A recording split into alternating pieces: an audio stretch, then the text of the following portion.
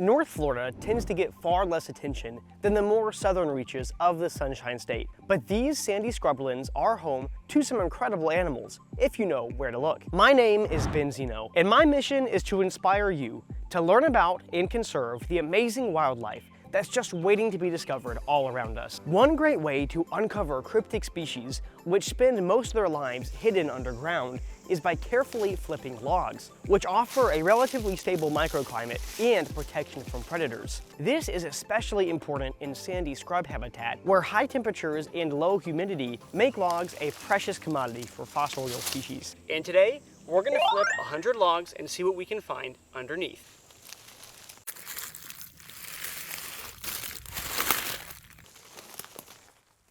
The heck is that? It just moved. Oh my gosh. It's a toadling. Okay, this is not necessarily what I was searching for today. This is a teeny little recently metamorphosed toad. Now these toadlets have been developing as tadpoles for a couple weeks now in the shallow, mostly fishless bodies of water around here. And it's probably only, good grief, he's fast. And it's probably only in the last couple days, maybe week or two, that they've actually left the water with their new legs. Now this is a very vulnerable life stage for our toadlets because when they're this small, they have very few of those bufotoxins that the adults do, and so predators are much more likely to pick them off at this size. And just like the adult toads, these toadlings can move far from water, but they much prefer to live in moist areas. And so a place like this with plenty of leaf litter, or especially under a log, is an excellent place for a toadling to grow up. Well, this one is super hyper, good grief, and ready to go, so we'll go ahead and set it back. I wish him the best on his long journey. Let's keep flipping our logs and see what else we can find today, but this is a great start.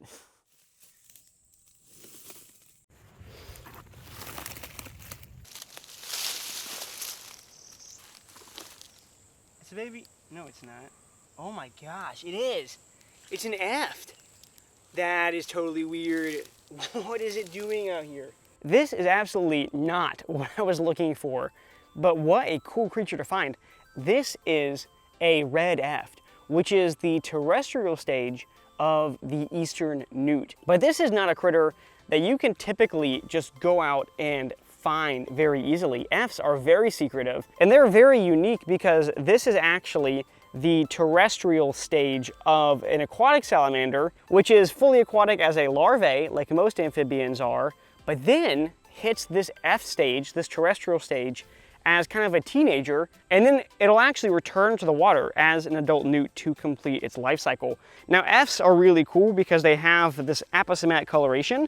This particular eft doesn't have it very strongly, but you can see some orange dots there on the top, and that is a warning because these newts are indeed poisonous. They are loaded with tetrodotoxins, which they derive, we think, from the springtails in the soil that they're eating, and that is enough to kill most potential predators of the red eft. And so even though it is small, it is not defenseless. What a cute little salamander. This is why I love flipping logs carefully, because you just never know what little critters could be under them. All right, let's get you back, little buddy.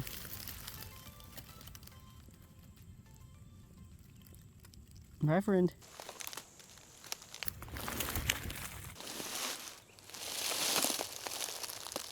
Here's a quick reminder to always roll logs back just the way you found them. If you really care about the critters that you're looking for, you'll always make sure to be respectful of the microhabitat.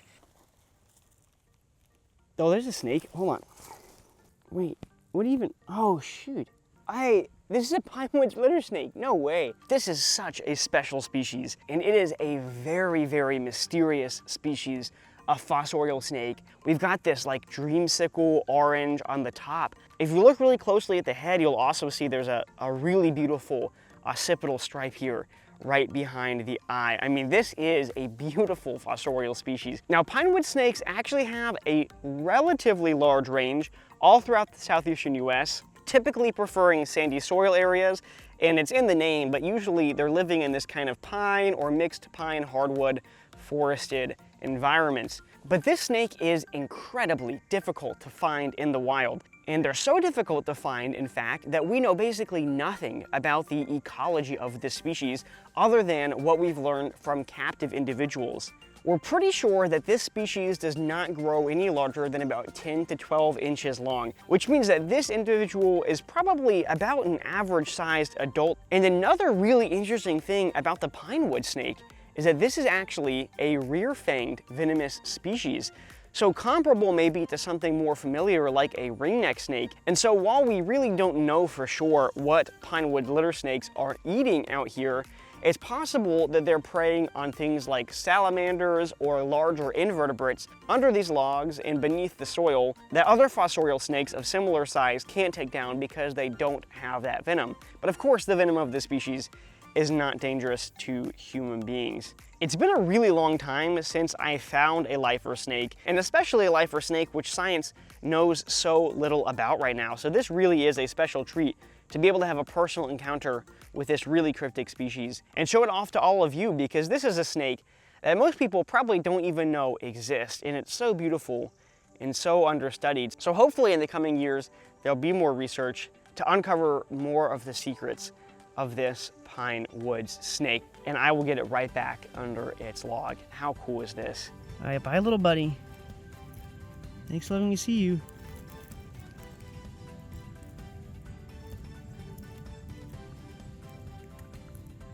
That is awesome.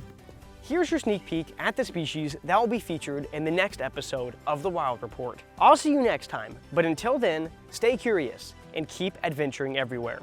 This has been Zeno of The Wild Report, signing out.